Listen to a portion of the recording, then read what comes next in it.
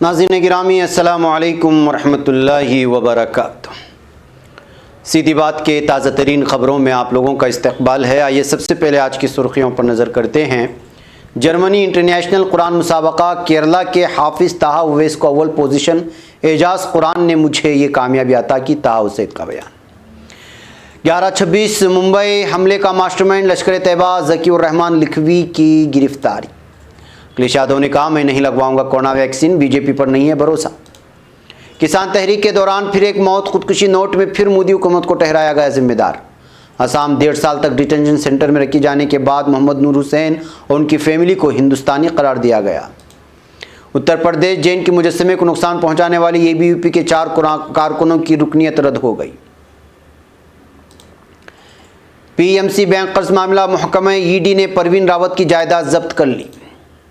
झोपड़ी में आग लगने से बुजुर्ग और 2 मासूमों की मौत।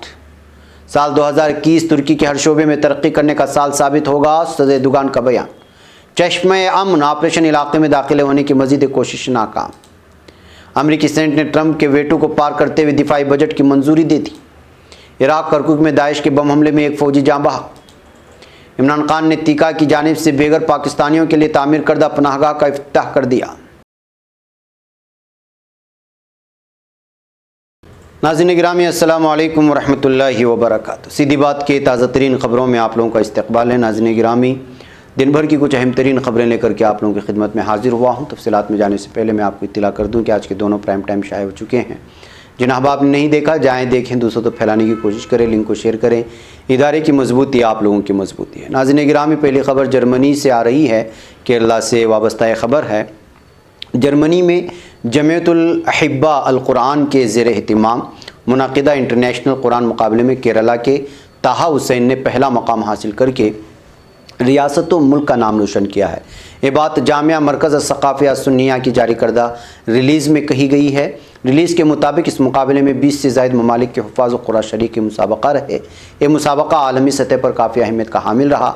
इसमें बतौर फ़ैसल शेख मोहम्मद हसन वहाबी मुत्तहिदा अरब इमारात, शेख अब्दुल वाहिद फ़लीली स्पेन, शेख मोहम्मद अब्दुल मुनीम ब्राज़ील के अस्मा काबिल ज़िक्र हैं। इनामी मुकाबले का इनेक़ाद 3 मरहलों में ऑनलाइन अमल में आया। मौसूला ज़राए के मुताबिक हाफिज़ ताहा उवैस इब्न अब्दुल मुनीर जामिया मरकज़ सक़ाफ़िया अस्सुन्निया के ज़ेर एहतिमाम चल रहे मरकज़ कॉलेज ऑफ कुरान अकादमी में ज़ेर तालीम है।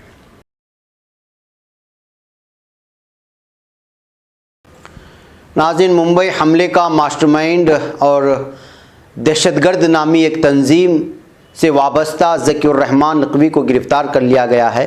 ज़की को दहशतगर्दों की मदद करने और उन्हें पैसा मुहैया कराने के इल्ज़ाम में गिरफ़्तार किया गया। वाज़ेह है कि ज़कीउर रहमान ने हाफिज़ सईद के साथ मिलकर मुंबई में जो 26/11 के मुंबई हमले हुए थे उसमें साजिश रची थी। इस तरह के इल्ज़ामात उन पर लगातार लगते रहे हैं। नाज़रीन, समाजवादी पार्टी के कौमी सदर अखिलेश यादव ने हफ्ते को लखनऊ में बड़ा बयान दिया। उन्होंने कहा कि मैं नहीं लगवाऊंगा बीजेपी की कोरोना वैक्सीन क्योंकि मुझे बीजेपी पर भरोसा नहीं। अखिलेश यादव ने बीजेपी पर तंज कसते हुए कहा कि जो हुकूमत ताली और थाली बजवा रही थी वो वैक्सीनेशन के लिए इतनी बड़ी बेचैन क्यों है और क्यों नहीं बनवा रही। ताली और थाली से ही कोरोना को भगवा देना। उन्होंने कहा, मैं अभी कोरोना वायरस की वैक्सीन नहीं लगवाऊंगा।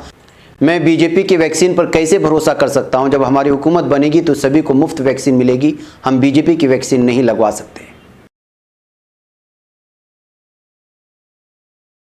नाज़रीन, मुतनाज़ा ज़रिए क़वानीन के ख़िलाफ़ दिल्ली बॉर्डर्स पर जारी किसानों की तहरीक में अमवात का सिलसिला थमने का नाम नहीं ले रहा है। कुछ अमवात बीमारी और सर्दी की वजह से हो रही हैं तो कुछ किसान मोदी हुकूमत के ज़िद्दी रवैये से मायूस होकर ख़ुदकुशी कर रहे हैं। ताज़ा मामला दिल्ली यूपी के गाज़ीपुर बॉर्डर पर पेश आया, जहां उत्तराखंड के किसान कश्मीर सिंह संघ ने एक ख़ुदकुशी नोट लिखने के बाद फांसी का फंदा गले में डालकर ज़िंदगी ख़त्म कर ली।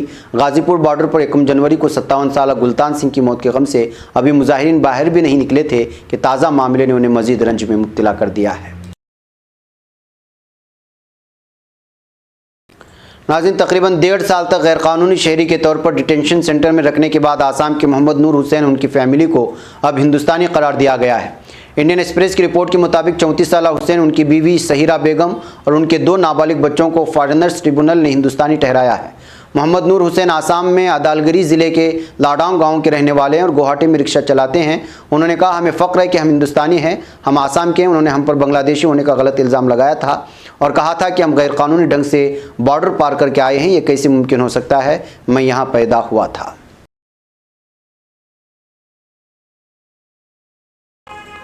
नाज़रीन गिरामी, गुज़िश्ता 22 दिसंबर को उत्तर प्रदेश के बागपत में आरएसएस की तलबा तंजीम अखिल भारतीय विद्यार्थी परिषद के जिन 4 मेंबरों पर एक कॉलेज में तोड़फोड़ करने का मामला दर्ज किया गया था, उनकी रुकनीत रद्द कर दी गई है। इससे पहले एबीवीपी ने वाक़े को लेकर माफ़ी मांगी थी।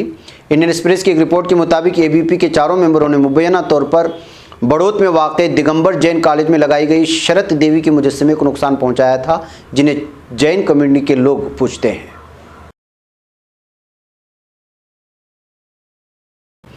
नाज़रीन, महाराष्ट्र में नए साल के पहले दिन शिवसेना के रहनुमा संजय रावत के लिए अच्छी खबर नहीं आई, क्योंकि जिस मामले में उनकी अहलिया को ईडी ने तलब किया था, उस मामले में ईडी ने बड़ी कार्रवाई की है।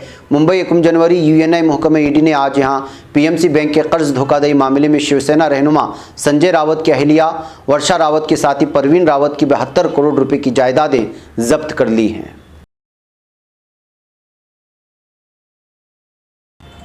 नाज़रीन, राजस्थान की ज़िला बीकानेर में लोंकरसर थाना इलाके में गांव सरनाना से तकरीबन 8 किलोमीटर दूर एक खेत में झोपड़ी में आग लग जाने से एक बुजुर्ग खातून उसकी 2 मासूम नातियों को जिंदा जल जाने से मौत हो गई है।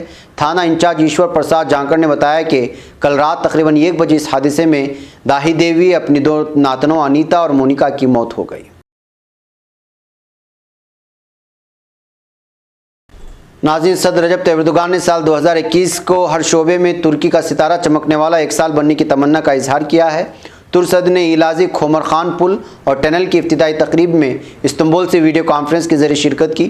खोमरखान पुल के अपने ग्रुप में दुनिया के 4थे बड़े मंसूबे का उन्वान हासिल करने पर जोर देने वाले जनाब एर्दोगान ने बताया कि इस पुल की डिज़ाइनिंग और तामीर में 100% मकामी वसाइल को बरोएकार लाया गया है, जो कि हमारे मुल्क की इंजीनियरिंग काबिल और ताकत की एक अलामत बनेगा।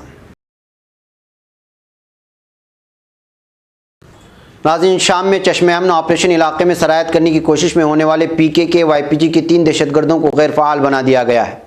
वज़ारत दिफा ने अपनी ट्वीट में वाज़ेह किया कि तुर्क मुसल्लह अफ़वाज ने दहशतगर्द तंजीम पीकेके को चश्मे अमन ऑपरेशन इलाके में अमन व सलामती के माहौल को बिगाड़ने की इजाज़त नहीं दी और अब के बाद भी उसी पर अमल दरामद किया जाएगा।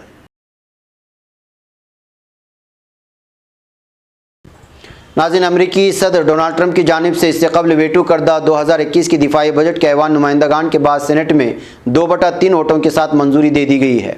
अमेरिका में 2021 के पहले दिन हंगामी तौर पर एकजा होने वाले सेनेट अरकान ने 23 दिसंबर को ट्रंप की जानिब से वेटो करदा $740 अरब के कौमी दिफाई इख्तियारती मुसवदा कानून पर रायदही की है। नाज़रीन, इराक़ी शहर करकुक की तहसील दुक़ूक़ के जवार में दहशतगर्द तंजीम दाइश की जानिब से सड़क किनारे नस्ब करदा बम को रिमोट कंट्रोल से उड़ाने के नतीजे में एक इराक़ी फ़ौजी हलाक जबकि 4 ज़ख्मी हो गए हैं। करकुक महकमा पुलिस के प्रेस तर्जुमान आमिर नूरी का कहना है कि शहर की जुनूब में वाक़े दुक़ूक़ तहसील के जवार में इराक़ी फ़ौज की गाड़ी के गुजरने के वक्त उसे रिमोट कंट्रोल बम का निशाना बनाया गया है। नाज़रीन, तुर्क राबिता व ताउन एजेंसी तीका ने पाकिस्तान में एहतियाजमंदों को बिला उजरत रिहाइश फराम करने के ज़ेर मकसद माह अक्टूबर में तामीरात का आगाज़ होने वाली पनाहगाह को खिदमात के लिए खोल दिया है।